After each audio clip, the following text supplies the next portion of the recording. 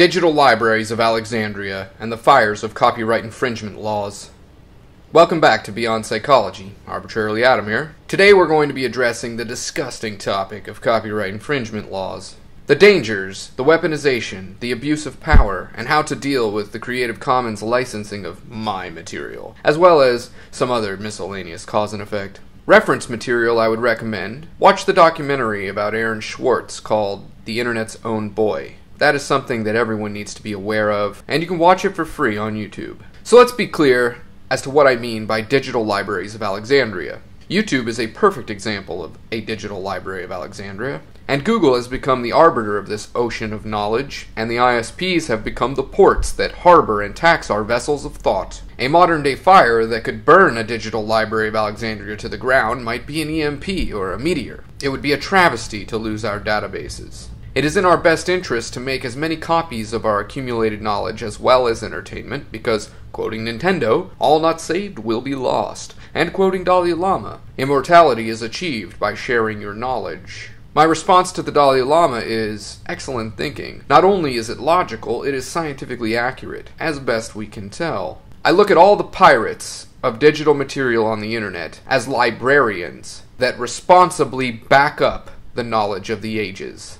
Our form of biology and its consciousness produces thoughts, and it passes it on to the next generation. Not doing this would be to hinder what we have evolved to do. It's counterproductive. Weaponizations. Very obvious examples are things like patent trolls and publishers. They are nothing but parasites, and all they have to offer is money. They manipulate systems and scrape the cream off the top of our thought manifestations. They have become a cancerous mass in the wave of our consciousness, and are a detriment to all the generations to come. Looking at colleges, they covet the knowledge of the ages, and then economically enslave a large percentage of the population for a large percentage of their lives, through extortion for access. Considering that an average of 25% of the money we pay to colleges goes to their advertising campaigns, and who knows how much of our money goes to pay for overpriced sports coaches as well as everything else related to that modern-day gladiator warmongering bullshit, then to boot, they make an insane amount of money off of their sports program, and we are paying them to do it. So ponder this. Every life form that has ever lived and done anything to help produce our civilization, whether it be the garbage man, the road worker, the policeman, or the scientist, we all have had a hand in manifesting this combined knowledge pool and/or wave of consciousness. The only people that deserve payment for access to this knowledge are the teachers themselves. And oftentimes with this information age, none of us actually need to go to school, but rather we just need access to the teacher occasionally if we get stuck. Coveting the knowledge of the ages creates a stagnating effect in the evolution and innovation of both our brains and our civilization. If you need historical evidence, go observe history in regards to the patent of the steam engine's expiration. Note the explosion of innovation that came afterwards. Open source is the future anyway. Props to MIT for making a lot of its lectures free to the public on YouTube. Knowledge suppression. The club-wielding Neanderthal phenotype expressions of our biology use copyright infringement law to suppress ideas, media, and even more so amateur content creators like myself who threaten to demolish the status quo pyramid of manipulative control using their arbitrary rules and abusive enforcement of this pretend time nonsense. Think about this also. If nobody knows of all of the manipulative shams in our system, then they stay complacent sheep. And information suppression, as well as the coveting of knowledge, is all part of the war for your mind. The weaponization of copyright infringement laws are also used for the petty purposes of crushing the competition.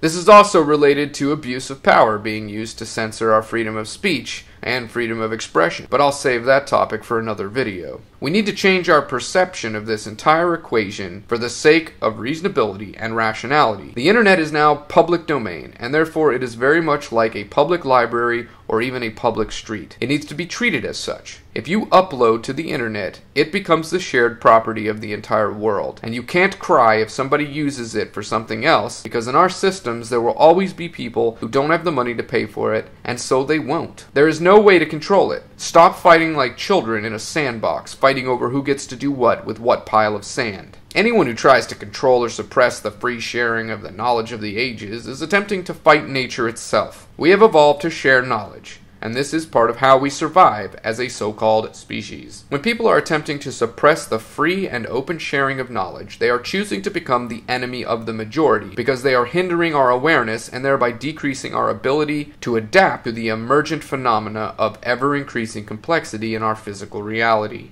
Now, in regards to my material, every thought or theory I've shared with you are the products of every thought in the history of all consciousness, and all consciousness that currently exists. Everything I learned for free through the internet, and I suppose some percentage of it I did actually pay for, because I paid a small fortune for internet, transportation to get to internet, and devices that would allow me to channel the knowledge into my brain. But keep in mind, I would have never been able to have any of that if not for every other life form on the planet. So everything I do is just as much yours as it is mine. It is not important who comes up with a thought for the first time. It is not important who invented something first. Our names are arbitrary. We are a shared consciousness. All thoughts are the product of group thinking. We are a mass of microbiological symbiotic consciousness, a swarm on a path of ever-increasing awareness and intelligence.